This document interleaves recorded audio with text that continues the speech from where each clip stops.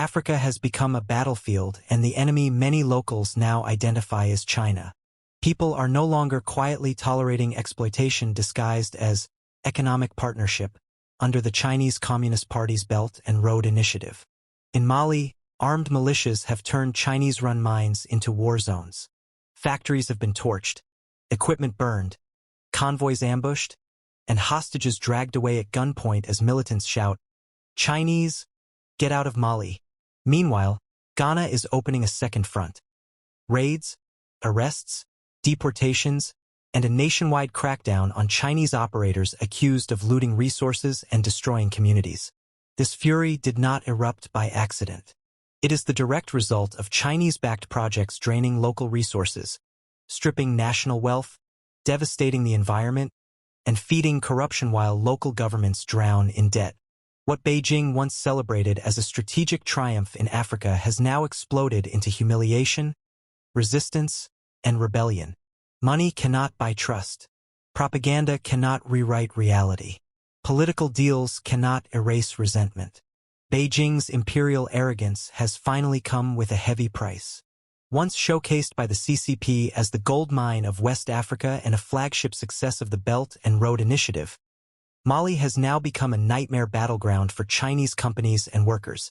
What Beijing promoted as a strategic economic prize has devolved into chaos, danger, and unprecedented hostility toward China and its citizens. Security conditions in Mali have deteriorated rapidly.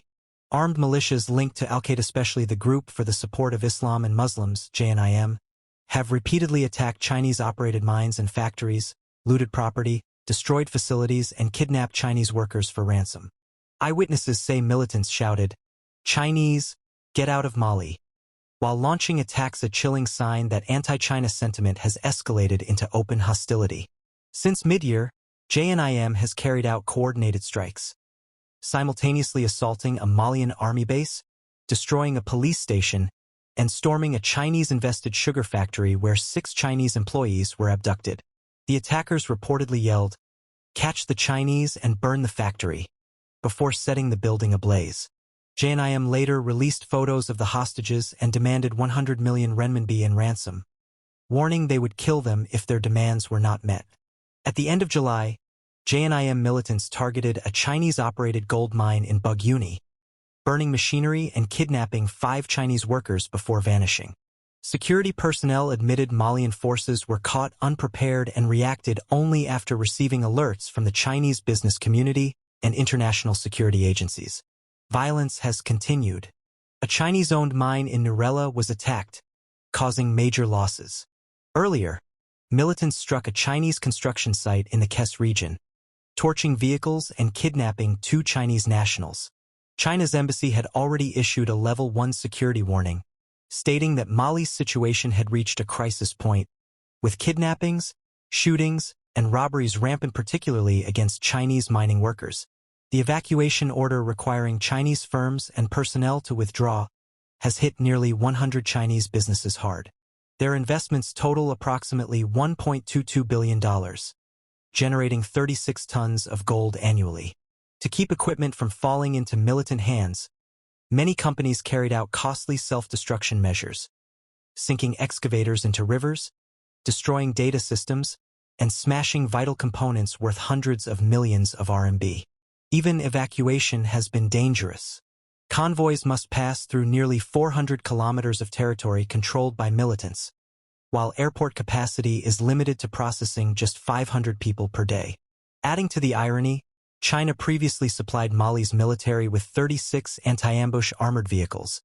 Yet due to fuel shortages and a lack of maintenance training, about 60% are already unusable. Experts say Mali exposes a major flaw in CCP-led overseas ventures: heavy reliance on local forces that cannot counter well-equipped insurgent groups. While Beijing aggressively promotes the Belt and Road Initiative, it has largely neglected protecting Chinese workers and investments abroad.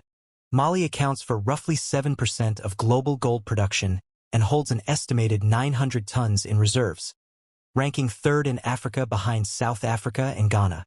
Chinese companies dominate operations in central and southern Mali, contributing more than half of Mali's annual gold output. However, Political upheaval and regulatory shifts have shattered Beijing's profit expectations. A 2023 mining law forcing 35% state ownership and raising royalties from 6% to 9%, and Mali's suspension of small-scale mining in June 2025. Beyond gold, lithium has been another major objective. Ganfeng Lithium invested over $342 million in Mali's lithium sector and launched the massive Galamina project. Despite establishing a transport route to China, worsening security, tougher regulations, and local resentment have turned the strategic project into a dangerous venture. Since independence in 1960, Mali has struggled with coups, conflict, and instability. After a Russia-backed coup in 2021, the military junta expelled France's ambassador, prompting French forces to withdraw. Russia's Wagner Group filled the vacuum but suffered heavy losses in 2024. Beijing then stepped in under the UN peacekeeping banner, publicly claiming humanitarian motives while in reality expanding its geopolitical influence and securing resources. Under the CCP's checkbook diplomacy, Mali plunged deeper into debt. Chinese companies employed fewer locals, delivered little economic benefit to ordinary citizens, caused environmental destruction, and failed to rehabilitate mining zones. Around 1 million Malians already relied on illegal mining, and aggressive crackdowns only fueled resentment and rebellion. Today, that resentment has exploded into armed hostility, retaliation, and widespread kidnapping. The Mali crisis is more than a regional security disaster. It is a harsh reckoning for the CCP's global strategy. For years, Beijing believed money, infrastructure, and political deals could replace trust, transparency, and long-term social engagement. Instead, it cultivated resentment, environmental damage, and economic dependency that ultimately backfired. When resentment meets instability, violence becomes inevitable. The CCP's Grand West Africa gold dream has collapsed, leaving businesses devastated and Chinese citizens trapped in life-threatening danger. Ghana now says, enough. Rising public fury, mass arrests, and deportations signal a new phase of resistance against Chinese exploitation. In Ghana's Ashanti region, the Akon Fran community recently witnessed a coordinated operation involving the Mining Development Fund and local security agencies. Several Chinese nationals suspected of leading illegal mining operations were arrested inside protected forest reserves. In another widely circulated video, 4 more Chinese nationals were detained, 2 of them handcuffed together. The footage sparked intense outrage across Ghana, where Chinese nationals and companies are widely perceived as aggressively exploiting the country while leaving devastation in their wake. Ghana is Africa's largest gold producer, and gold sits at the heart of its economy. Yet behind the glitter lies a humanitarian and environmental tragedy.